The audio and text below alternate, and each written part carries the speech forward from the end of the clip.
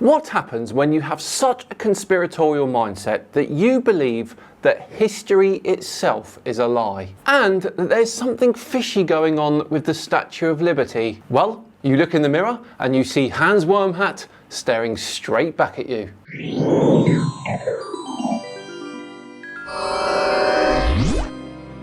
Hello all and welcome along to another episode of Tinfoil Tuesday with me, Simon Dan. Thank you very much for joining me. Yes, Hans Wormhat is back, everyone. The man who is responsible for such videos as send this video to people who believe in giant anteaters, Tasmania was built by one guy, and Jesus made the sun move faster for us. There is not a conspiracy that Hans hasn't sniffed out. And today he's back on form, as apparently he wants to tell us about some dodgy history regarding the Statue of Liberty. So grab yourselves a hot drink, sit back and relax as we delve into Hans's world. Anyways, let's get into the photos. This stuff is unbelievable, even by Reddit standards.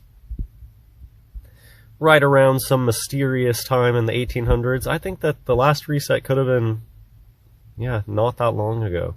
And that the late 1800s was the mad scramble to grab up the stuff again and fake history. I think that, who knows? Does anybody have a good idea of when the last reset actually happened?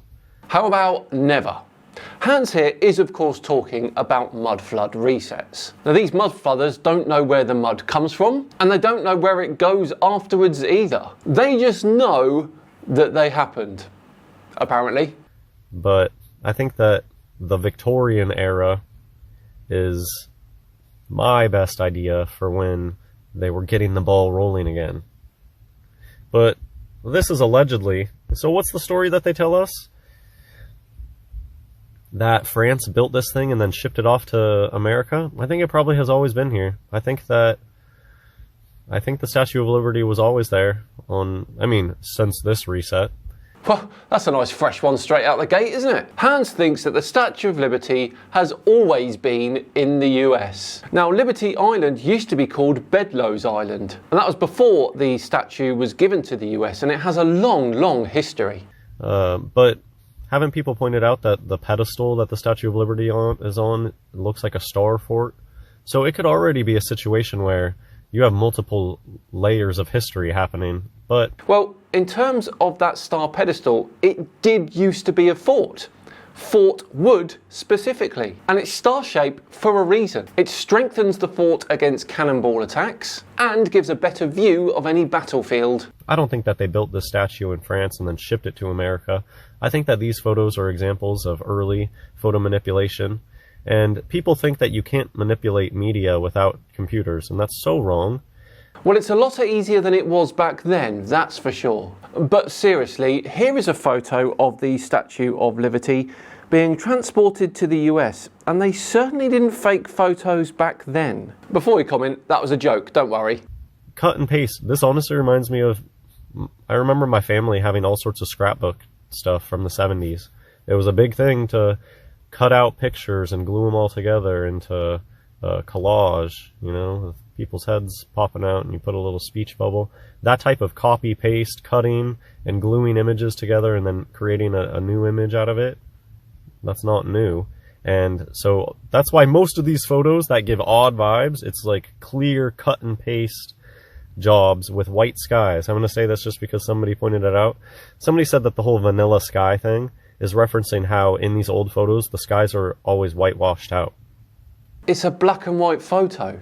The clue is in the name. But to be sure, let's check the authenticity of this photo, shall we? I did a reverse image search on Google and it appears that this is absolutely a real photo. Now to back this up, I found a second photo of the Statue of Liberty, and you can see here the same buildings in the foreground, just at different angles. Now having said all of that though, some people have made slight edits to this photo, but that's to make it more appealing as a poster, but the original is totally real.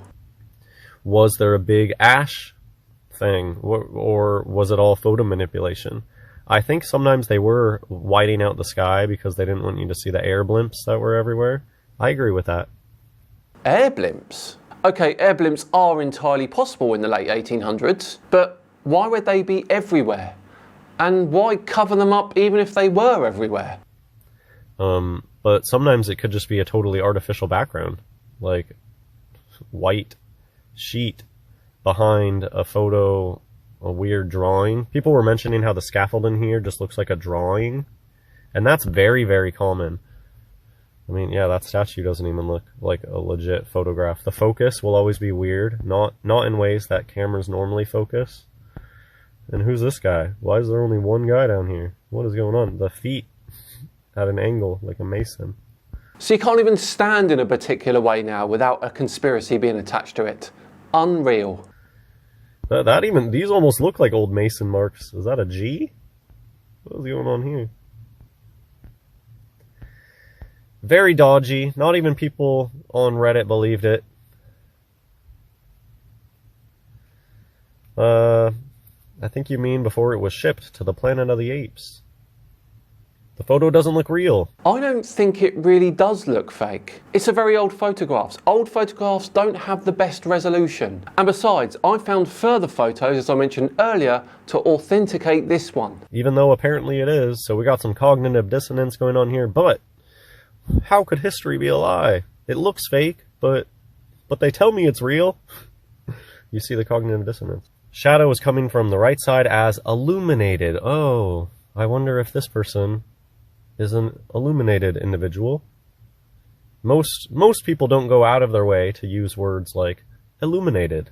However, you will find many people in your life that seem to love words like illuminated and use them as frequently as possible, or transition. There's a lot of people out there that love the trans words.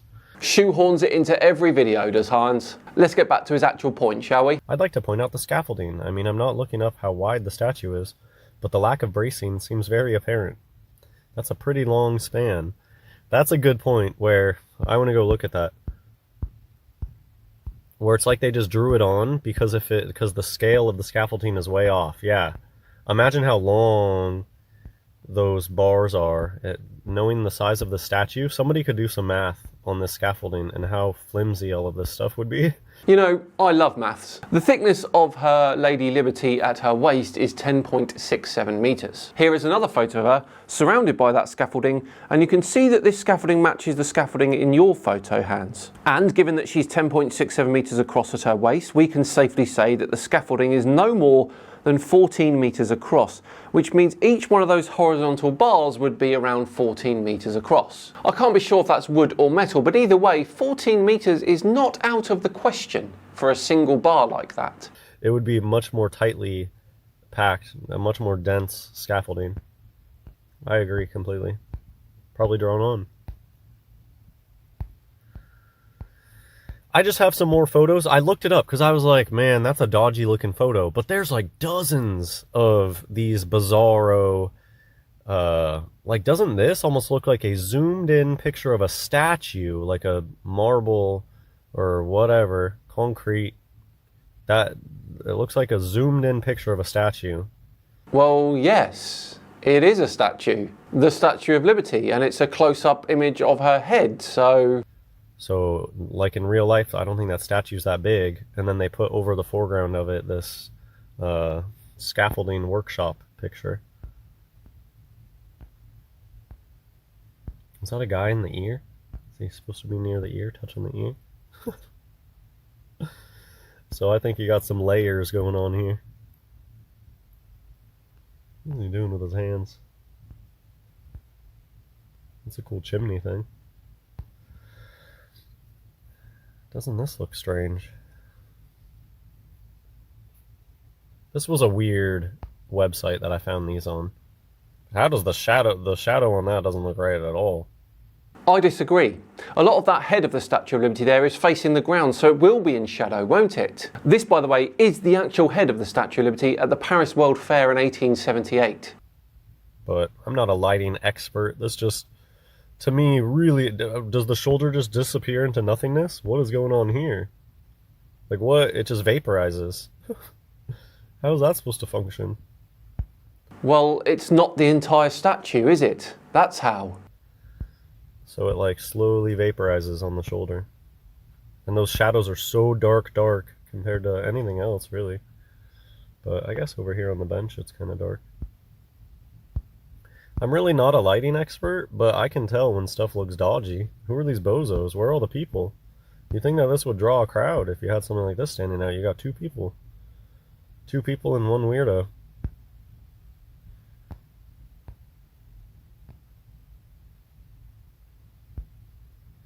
Got a bunch of people standing around in tents with the hats. They all had hats. You gotta wear a hat.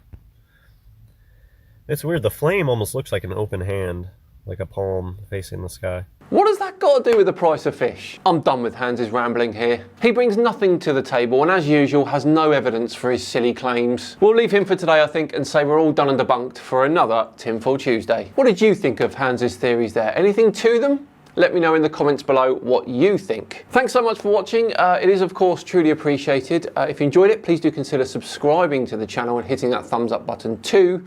And of course, if you really enjoyed it, then you can share the video too. I've been Simon Dan. Have yourselves a great couple of days. I'll see you on Friday for the return of Taboo Conspiracy, another one of his globe-busting observations. See you then.